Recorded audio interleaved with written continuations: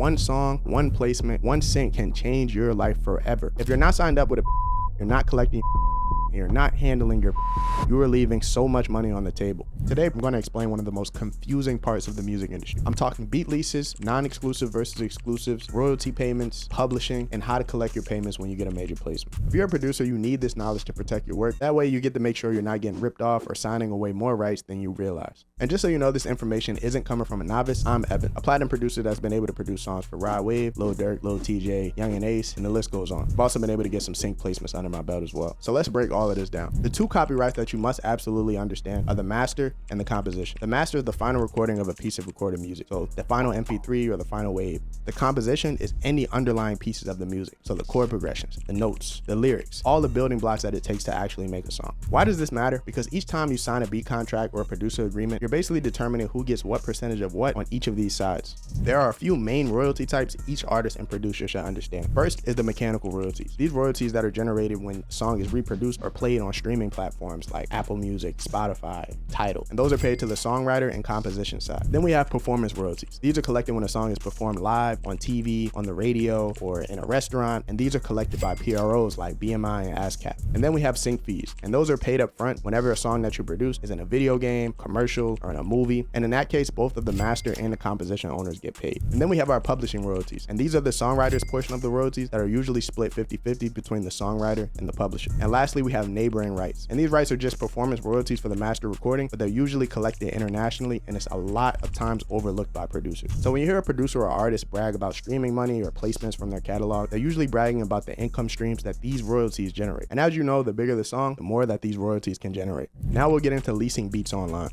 When a producer non-exclusively leases a beat on a platform like Airbit, TrackTrain, or BeatStars, it's usually below the price of $100 and it has certain stipulations. Some of the stipulations of a non-exclusive beat lease might be that multiple artists can use the same beat, and it usually has limits like 10,000 streams, one music video, and up to 500 copies sold. And on the contrary, in an exclusive license, no one else can use the beat but the artist that paid for that exclusive license. In this case, the buyer gets full control of the master, unlimited monetization, and often negotiates publishing splits with the producer. This is what most major labels do when they buy a beat from a producer, but it can also be done from someone that's independent as well. The price usually ranges anywhere from $300 to $5,000 depending on the size of the producer's brand and the demand. But depending how big you are, some of these guys are getting $70,000, $80,000 for a producer agreement just for an exclusive license. But at the same time, make sure you know your worth so that you're not getting taken advantage of. And something that you might want to explain to artists that buy non-exclusive licenses from you is that they can still make money from this license. They can still put it on Spotify, they can still put it on the radio, they can still get it played everywhere, and they can even collect royalties. But with exclusives, you're really just locking it down so that no other artist can touch it.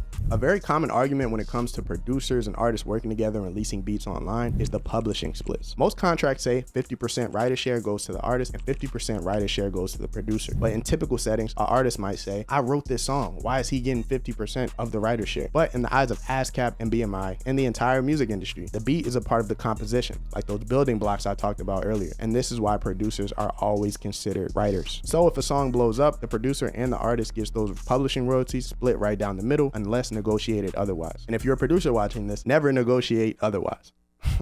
So moving forward, let's say as a producer, you land a major artist placement. Congratulations. Here is how the money is usually split. First off, I would recommend that your advance be anywhere between $2,000 and $20,000, depending on the artist and the label's budget. Your publishing split should be 50-50 between you, your co-producers, and the artist. Producers often get 2 to 5% royalties on the master, and that's collected directly through the label. If that song gets placed in a movie or a commercial, the money is split between the master owners, usually the label and the artist, and composition owners, which is the artist and the producer. This is why understanding your rights is crucial, because one major placement can feed you for years if your publishing and your points are locked in correctly. Now here's the $1,000,000 question. Who collects all of these royalties and how do you get paid? Look no further. Your streaming royalties, aka your masters, are paid out directly through your distributor. So companies like TuneCore, DistroKid, United Masters, and the label. Your performance royalties are collected by BMI, ascap, and other PROs. Your mechanical royalties can be collected by organizations like the MLC or publishers like SongTrust. Your neighboring rights are collected by a company called Sound Exchange, and your sync fees are paid directly through the licensing company and the production company. If you're not signed up with a PRO, you're not collecting your mechanicals, and you're not handling your publishing, you are leaving so much money on the table. And lastly, we'll talk about a producer's dream: a publishing deal. A publishing deal is basically a contract between you and a publishing company. That company will help administer, collect, and sometimes advance you money against your future royalties. With that being said, there are a few main types of publishing deals. So number one, you have an admin deal. This is where you keep 100% ownership of your publishing. The publisher just collects your royalties worldwide and take a small fee, usually between 10 and 20% of whatever you're earning. This is the most artist-friendly type of deal. Secondly, you have a co-publishing deal, or a co-pub deal. This is where you split ownership of your publishing with the publisher, usually 50-50. The publisher still collects, but they'll now help you land opportunities like sync placements, artist placements, and collaborations that can help you. This type of deal is very common for producers that are consistently landing cuts with major artists. And then you have a full publishing deal, which is more like a work for hire type of situation. This is where the publisher will own 100% of your publishing. In exchange, you usually will get a huge advance in exchange for guaranteed work opportunities. This can be risky because you're giving them ownership for the duration of the publishing deal, depending on how many years that is.